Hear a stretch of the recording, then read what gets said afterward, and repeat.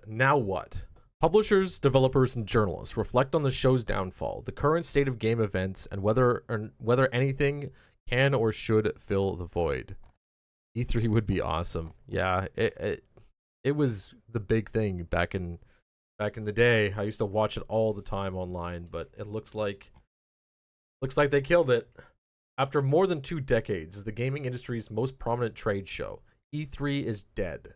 Its demise is unsurprising, even expected depending on who you talk to. But this still marks a significant moment, and one that saddens much of the game industry and the media. It's been fairly long and drawn out end for E3, with the COVID years adding to that. And such, it is sad to yet, my god, this is absolutely brutal to read. Game developers killed it with shit games being produced. Yes, yeah, I don't know how else to put it. It's let me read this out. It's been a fairly long and drawn out end for E3, with COVID years adding to that. And as such, it is sad yet good to finally conclude that chapter in our industry's history, says Morten Lazarin, CCO at Raw Fury, who attended every E3 from its inaugural show in 1995.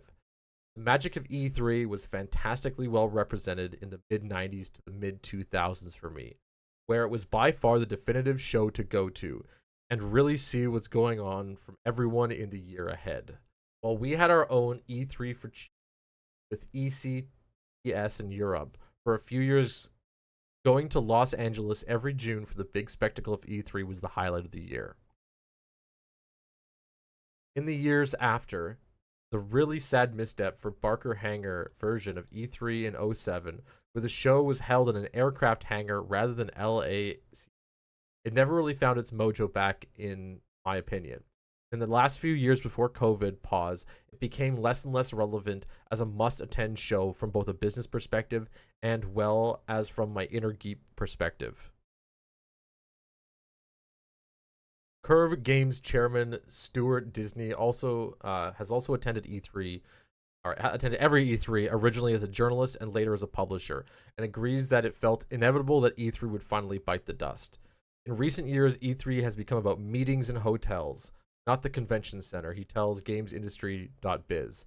The market has changed. The channel, as we once called retail, disappeared.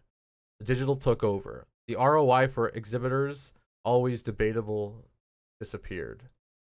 I think this is just people expecting significantly larger returns. How's it going, Vexer? Welcome in. Culprit just says he's simply saying that AI was given data, that data are too already combine the wrong answer or something. However, take the AI put together. I was given simply saying that if AI was given data, and that the data, there are two ideas that if combined were an answer to something, however, it would take the AI to put it together. Yes, you're right. Two thoughts never did by the authors. Absolutely. Vexer, we're going over news every single Monday, Wednesday, and Friday. About midday, I start a little news read. We go over all sorts of the updates. If there's any industries or games that you want me to specifically go over and look at, we pull those articles up, do a little deep dive, see if we can get any more things in. Right now, we're looking at E3 at the moment, which looks like it is dead. It is gone in the waters. This was so exciting in my childhood years to watch, but it is no longer anything amazing. He adds, content owners want to feel in control. Eyeballs and influencers have the real power. Direct consumer access has increased, albeit via screen mostly. Traditional games media has weakened. Events like Xbox Showcase have filled the gap when it comes to global announcements.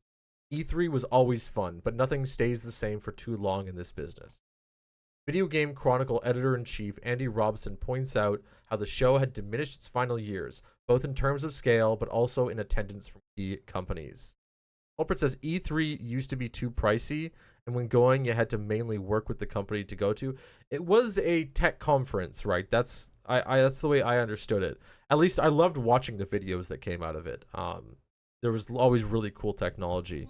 And I know that it was more of like one of those professional tech industry things. But they are right too that it, like, I could totally see things happening more in back rooms now, especially of course with COVID happening and nobody liking the big online or the big in-person events, and so they end up scurrying all the really rich guys up into the hotels to do actual conversations. Culprit says you hear stories of friends going and saw the chairs they got because they worked at Sony. Oh, so you actually had some ins with it. Okay, okay. Yeah, up here, like I say, I'm Canadian. It's quite a bit for me to get down there and watch it, or to actually be involved. But it was always a big media, like it was always a few weeks of really good media for us, basically up here. Good footage out of the conference. By the final E3 in 2019, the once booming West Hall only held one of the three console platform holders. Nintendo, Microsoft have moved to an external venue, and Sony didn't exhibit at all. Big third-party publishers such as Activision and EA had also long since left. It was a sad sight for anyone who remembers the show from its heyday. You had the awkward compromise of squeezing consumers into a venue clearly not equipped to handle them at scale, which reduced the quality of the event for everyone. The Los Angeles convention also had been a big blocker for years. Nobody wants to pay millions for booths anymore in a venue where you can't bring your own food or fit in even a fraction of GameCon's attendees.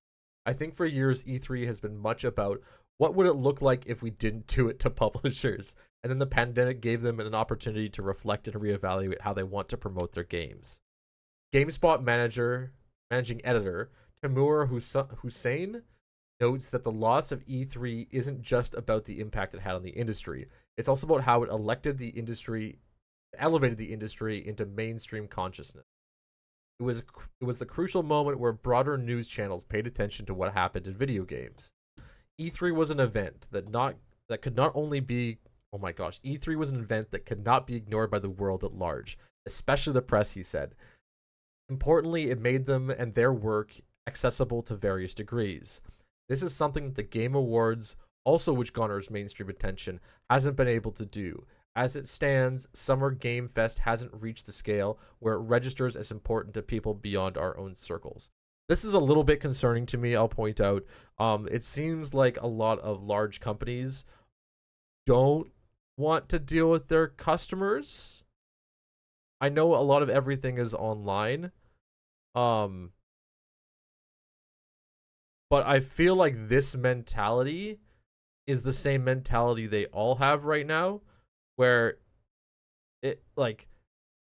I really liked E3, and maybe this is just my biased opinion on this, because it did give us the ability to see what the rest of the world was doing. It gave us a central hub, and everybody sent all their promoters, and everybody sent everything, and it was this really great environment for a bunch of technology to come together.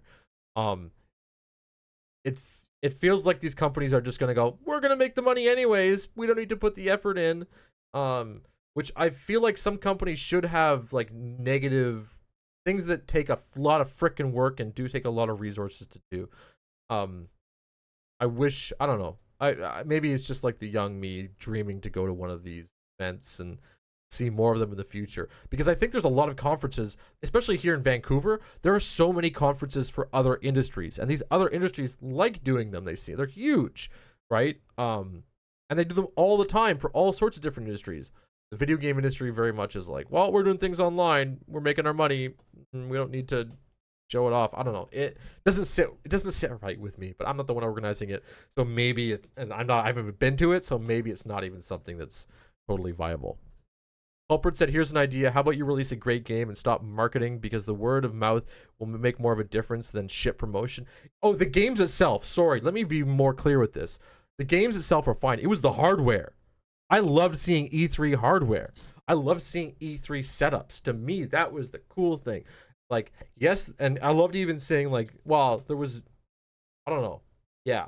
To me, it was all about the hardware, right? It was an industry hardware thing. It was all about the technology too. They weren't just showing off. It wasn't just a game thing. It wasn't about showing off the game. It was more about showing off what environments we'd be playing games in the next 5-10 years.